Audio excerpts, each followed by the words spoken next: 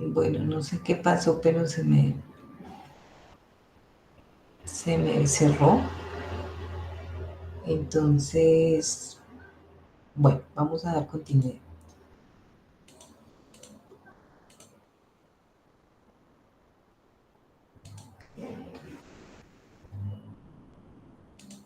Entonces, la capacidad de comprensión, veíamos que entonces para el respeto de la autonomía necesito tres puntos importantes, que son la capacidad de considerar a una persona autónoma, eh, tener elecciones autónomas y respetar la autonomía. En considerar a una persona autónoma, entonces requiere algunos puntos importantes: la capacidad de comprensión de la información que se le esté dando a la persona, el razonamiento, que se refiere a ese conjunto de actividades mentales que le permite a la persona conectar unas ideas con otras y llegar a resolver problemas y reflexionar sobre un asunto y sobre las consecuencias, digamos, de tomar una decisión. Y luego el paso final, que es la elección independiente. Entonces, esos puntos no se nos deben olvidar: comprensión, razonamiento, resolver problemas, reflexión, y la segunda parte que yo les mencionaba, que es llegar a la elección independiente. Y finalmente, el respeto de la autonomía, porque yo puedo tener una persona autónoma que toma decisiones autónomas, pero yo no respeto la autonomía, o los familiares no respetan la autonomía de ese paciente. Y ese respetar la autonomía nos obliga a nosotros los profesionales a informar, buscar y asegurar la comprensión y la voluntariedad, y a fomentar la toma de decisiones adecuadas. Y en el postulado que hacen estos autores hay dos puntos importantes. Uno, respetar la autonomía, que obliga a informar y que obliga a tener en cuenta esos aspectos, que es personas autónomas, decisiones autónomas y respetar la autonomía. Pero allí también nos dicen, es importante proteger a aquellos que tienen la autonomía disminuida, porque empieza entonces el principio de vulnerabilidad. Todos somos vulnerables en algún momento de la vida, y especialmente cuando tenemos alguna situación de salud que se compromete.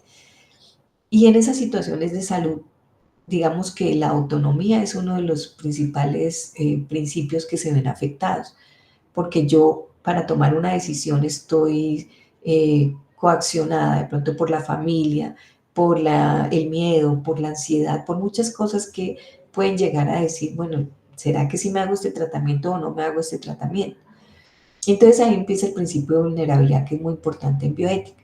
Y entonces los autores nos dicen, hay que respetar la autonomía de quienes tienen capacidad de comprensión, racionamiento, reflexión, de decidir, digamos, cuál es una decisión mejor que la otra, y tomar decisiones y respetarla.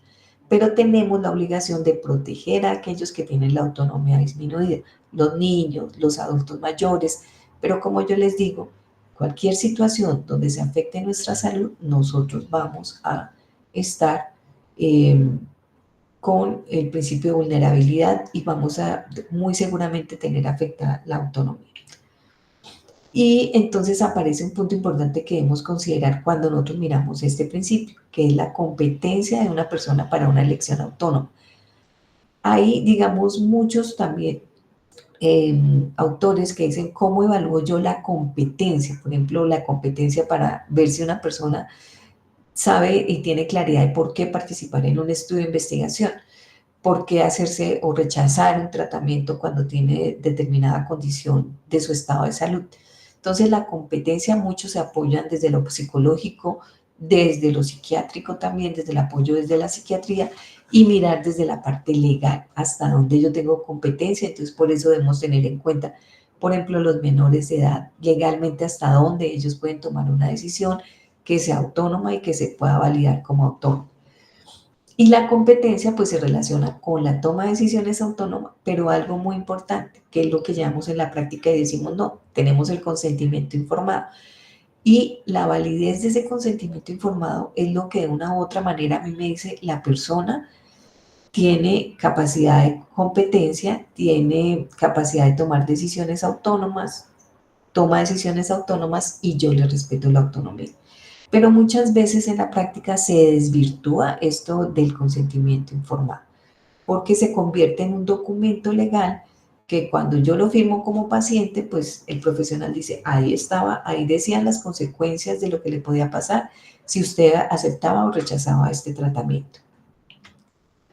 Y entonces estos autores nos dicen, el paradigma básico de la autonomía en la práctica médica es el consentimiento expreso e informado, ¿sí? Tiene que ser expreso e informado y se relaciona directamente con eso que hemos mencionado, con esa capacidad de competencia o con ese criterio de competencia, donde yo identifico que la persona tenga capacidad de comprensión, que la persona tenga capacidad de razonamiento, que la persona tenga capacidad de conectar unas ideas con otras, de resolver problemas, de ponderar riesgos, beneficios y de tomar una decisión determinada. O sea, el consentimiento informado no es un formato que yo firmo. El consentimiento informado en la práctica de la bioética se convierte en ese soporte que me permite a mí definir si se ha respetado o no la autonomía. Y ese consentimiento informado existe solamente cuando el paciente tiene la suficiente capacidad de comprensión, no está siendo controlado por otros, ¿sí? No hay una coacción externa que le diga, participe en esta investigación porque me van a dar una plata, o realices este tratamiento o no se lo realice porque yo necesito la herencia que usted va a dejar. Muchas cosas que no estén coaccionadas y que sea capaz de autorizar intencionalmente a un profesional de la salud. Entonces, el consentimiento informado, recuerden, es el paradigma de la autonomía y se convierte entonces en ese criterio de poder identificar que realmente se está respetando el principio de autonomía. Desde la postura de estos autores ya nos decían, hay tres elementos fundamentales. Han aparecido otros autores a través del tiempo, y lo vamos a ver en investigación, pues que nos informan que debe tener un consentimiento informado. Pero desde el postulado Buchan y Childress decían la revelación, que es la información que debe ser suficiente, adecuada en lenguaje que el paciente pueda comprender para poder tomar una decisión. La comprensión, que está relacionada con la capacidad de competencia, de poder identificar que esa persona tiene esa capacidad de competencia, y la voluntariedad, que es la toma de decisión sin ningún tipo de influencia ni coacción ni ningún tipo de influencia externa. Entonces, esos son los tres elementos iniciales que nos menciona Buchan y Childress para el principio de respeto a la autonomía: revelación, comprensión, voluntariedad.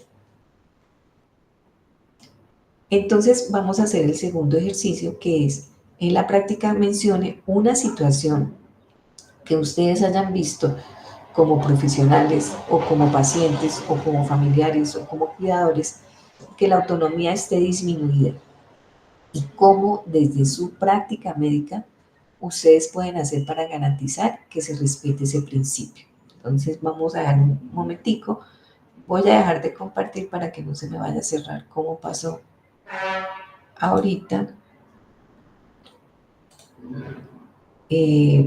porque creo que se cierra porque se está como quieta. Bueno, entonces vamos a hacer ese segundo punto, que es poder identificar si hay situaciones en donde la autonomía está disminuida y cómo yo desde mi campo profesional o desde mi actuar puedo hacer para que se respete esa autonomía. Entonces vamos de nuevo a compartir. Listo. Seguimos con entonces el principio de no maleficencia. El principio de no maleficencia es la obligación moral de no hacer daño intencionadamente. Es muy importante porque está escrito en el juramento hipocrático, la ética médica, con la máxima de primium nocere, en primer lugar, no hacer daño. Y eso es supremamente importante porque va primero que hacer, digamos, que hacer el bien. Yo debo, una obligación moral importante es no hacer daño con mis acciones, por ejemplo, como profesional. Y va más allá de la obligación de ayudar. Y aquí aparece un término muy importante que nosotros conocemos permanentemente, que es la negligencia, porque la negligencia es, digamos, una de las acciones que nosotros tenemos como profesionales de la salud para vulnerar el principio de no maleficencia. La negligencia incluye someter a riesgos irracionales o exponer a riesgos por falta de cuidado. Fíjense, falta de cuidado. La falta de cuidado mía puede ser que no miré la historia clínica del paciente. La falta de cuidado puede ser que yo estaba distraído pensando en otras cosas y no me di cuenta.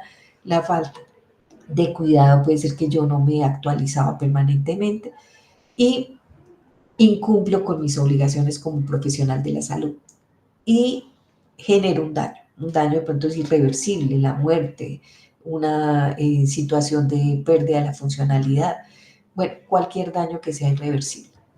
Y también incluye el no proteger a los que están en riesgo. Esa es una obligación que nosotros tenemos los profesionales de la salud, de proteger a las personas que se encuentran en riesgo para evitar que se les genere algún daño. Entonces recuerden que es una obligación moral de no hacer daño de manera intencionada, porque aquí los autores mencionan, digamos, en el texto, por ejemplo, cuando llega un paciente con una lesión en un miembro inferior que hay que amputarle para salvarle la vida.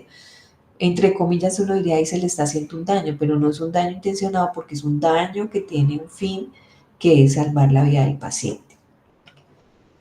Y este principio nos da, digamos, a cumplir con unas reglas morales. No matarás, no causarás dolor a otros, no harás sufrir, no incapacitarás, no ofenderás, no privarás a los demás de los bienes de la vida. Entonces, todas esas reglas morales pues tienen que estar dentro de nuestro actuar y que no se deben, digamos, generar durante nuestros procesos de atención a los pacientes o nuestros procesos investigativos. Y aceptar que se puede y debe proteger a las personas frente a determinados tipos de daño. Eso es muy importante. ¿Cómo yo los protejo?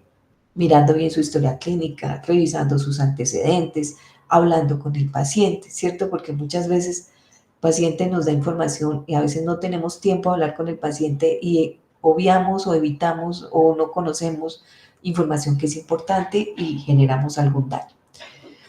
Y la obligación de proporcionar a todo individuo beneficios como es, por ejemplo, la asistencia sanitaria o el acceso a los servicios de salud. Entonces aquí viene, falta este pedacito que también hace referencia a que seguir las buenas prácticas clínicas, brindar la mejor atención, el principio de no maleficencia, que es el no causar daño intencionado, está relacionado con brindar la mejor atención. Yo puedo causar un daño porque estoy desactualizado, porque no sé que cambiaron el protocolo de manejo de un paciente y le causa un daño. Entonces, por eso debo eh, actuar de acuerdo con la lex artis, o sea, con lo que está el estado actual del proceso formativo y por eso todos los profesionales de la salud siempre debemos tener esa, digamos, capacidad de actualización.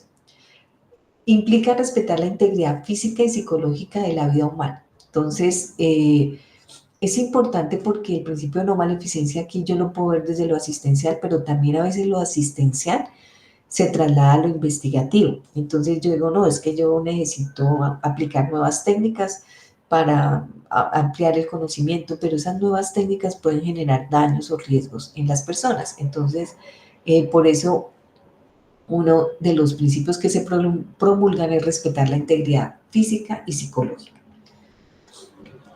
Y el otro principio que va de la mano, que es el principio de no maleficencia, que es la obligación moral de actuar en beneficio de otros promoviendo sus legítimos intereses. Por eso aquí, si ustedes se acuerdan, en el triángulo siempre beneficencia y autonomía están en la parte del individuo y en la parte de la punta del triángulo, en lo individual, en lo privado. ¿Sí? Entonces la obligación moral de actuar en beneficio del otro promoviendo sus intereses, pero respetando su autonomía. Eso, por eso van de la mano. Para algunos es un ideal virtuoso, pero no es una obligación moral. Eso es, digamos, una premisa que no implica el principio de beneficencia porque todos los principios son obligaciones morales. Entonces yo no puedo decir, sí, es que esa persona es buena persona, ayuda a los otros. No, para los profesionales de la salud recuerden que se asume como beneficencia implícita, es decir, que yo siempre actúo para beneficio del otro. Y algunas reglas de beneficencia que establecen estos autores, proteger y defender los derechos de otros, prevenir que suceda algún daño, ahí se relaciona con el principio de no maleficencia, suprimir las condiciones que puedan producir perjuicio a otros, también con el de no maleficencia, ayudar a las personas en situación de discapacidad, rescatar a las personas en peligro. Y como les digo, en profesionales de la salud se asume beneficencia implícita. Entonces viene nuestra tercera pregunta o nuestra tercera reflexión. En la práctica mencione una situación en la que usted genera un daño intencionado al paciente. ¿Cómo puedo yo generar un daño intencionado? Yo ya les he dado algunos ejemplos, pero la idea es que ustedes miren desde su práctica, desde lo que ustedes manejan, cómo puedo yo llegar a generar un daño intencionado siendo estudiante, porque todavía estamos en el proceso formativo. Y ya finalmente, entonces, vamos a ver nuestro último principio,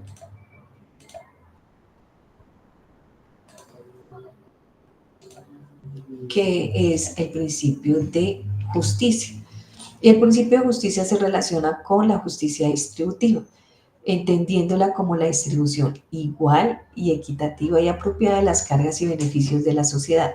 Aquí los autores dicen distribución de las propiedades, de los recursos, de los impuestos, de los privilegios, de las oportunidades. Distribución igual, equitativa y apropiada de las cargas y los beneficios. Y aquí vienen dos puntos importantes, igualdad y equidad.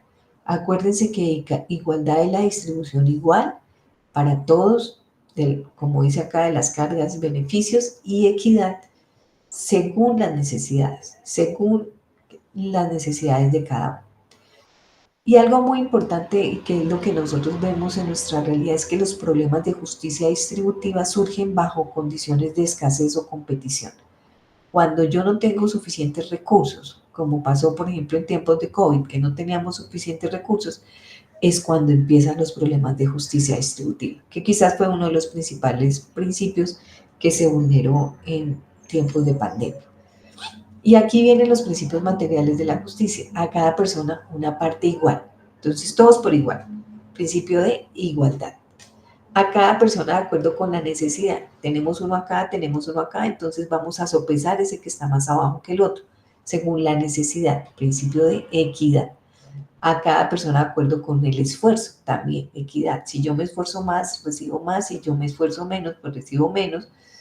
A cada persona de acuerdo con su contribución, digamos, económica, humana, y a cada persona de acuerdo con el mérito. Entonces yo recibo de acuerdo con el mérito que yo tengo. Eso es importante tenerlo en cuenta porque son esos principios materiales de la justicia. Y aquí los autores nos hacen un postulado muy importante que es el derecho a un mínimo decente de asistencia sanitaria. Y hablan de dos postulados. El argumento basado en la protección social colectiva, que quiere decir que la salud o los riesgos que amenazan la salud es una responsabilidad colectiva y es algo que se vio en tiempos de pandemia, no solo depende de los profesionales de la salud, depende del ambiente, depende de las políticas, depende del mismo cuidado de cada una de las personas. Y el otro es el argumento basado en la oportunidad justa, que este es supremamente importante. La justicia de las instituciones sociales está calibrada de acuerdo con la tendencia a contrarrestar, fíjense muy bien lo que dice, la ausencia de oportunidades en las poblaciones más vulnerables, ¿sí? Entonces las poblaciones que tienen una mala suerte o que han venido con situaciones de pobreza repetitiva, por ejemplo, como tenemos las personas en Chocó, las personas en La Guajira, y las instituciones sociales deben contrarrestar esa falta de oportunidad justa que tienen estas poblaciones. No darle a las que más tienen, sino tratar de contrarrestar. Ahí está el principio de equidad. Por eso las políticas en salud deben incluir los dos, tanto igualdad, pero sobre todo equidad, porque lo que yo debo buscar es que esos que no tienen acceso, que tienen acceso muy limitado a servicios, por ejemplo, especializados, yo debo contrarrestar eso para que se equiparen con los que tienen acceso, con los que tienen la posibilidad de una oportunidad en la atención en salud. Y entonces, ese derecho mínimo decente de asistencia sanitaria dice la regla de oportunidad justa, que es la que estábamos mencionando, afirma que existen obligaciones morales colectivas. O sea, esto no es de una sola persona, esto no es del médico que está haciendo su servicio social en un municipio. incluye a todos, incluye las políticas, incluye la parte, la educación, incluye a todos los sectores, porque son obligaciones morales colectivas de todos. Y la sociedad está moralmente obligada. Fíjense, esto tan importante que escribían estos autores, que yo creo que es esa línea ética que se ha pasado, es esa línea ética que se ha dejado por debajo. La sociedad está moralmente obligada a encauzar recursos con objeto de llevar a las personas cada vez más cerca de la meta de la oportunidad justa. Y ahí es cuando a uno le duele que todos esos recursos a veces terminan en intereses personales, en intereses para beneficio de algunas personas, sin pensar en esa obligación moral que tenemos como sociedad, encauzar los recursos para quienes lo necesitan. Y esto es un postulado que ustedes como profesionales de la salud no deben olvidar, porque ustedes son ese futuro que necesita nuestro servicio de salud y nuestra asistencia sanitaria para poder llegar a una oportunidad justa para los que más la necesitan, para las poblaciones más vulnerables, para las poblaciones que se encuentran en situación de pobreza. Porque no es justo que eso sea la tradición. Yo soy pobre, sigo pobre, mis hijos pobres, y de aquí en adelante no tengo oportunidad de tener una, por ejemplo, asistencia sanitaria decente. Entonces, ese es un postulado muy importante. Quizás por eso el principio de justicia se enmarca en la base del triángulo, porque se relaciona con lo público, ¿sí? Y los servicios de salud deben pensar en la mayoría de las personas que puedan tener esa asistencia sanitaria adecuada, con oportunidad, con calidad, con prestación de servicios en todas las áreas.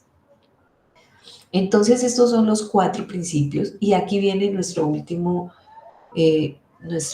pregunta. Con un ejemplo esquematice la diferencia entre igualdad y equidad. Ustedes ya vieron y ya identificamos la diferencia o qué es igualdad y qué es equidad, entonces lo vamos a ejemplatizar con una situación real, con una situación de la parte asistencial, pero también el principio de justicia están muy enmarcados en lo social. Y vamos a tener una tarea para la siguiente clase, que es una lectura de un documento, la lectura previa, porque el documento lo vamos a trabajar en clase, de el triángulo bioético, una aproximación intuitiva a la ética de la práctica clínica. Este documento nosotros lo encontramos en el material de apoyo de la unidad 1. Allí está para que ustedes lo puedan consultar. Y con esto entonces finalizamos nuestra actividad. Bueno, allí en el documento vamos a hacer una actividad, pero la vamos a hacer en la próxima clase. Entonces, hasta aquí hemos finalizado nuestro tema de el principialismo como un enfoque o una teoría ética basada en los principios. Muchas gracias.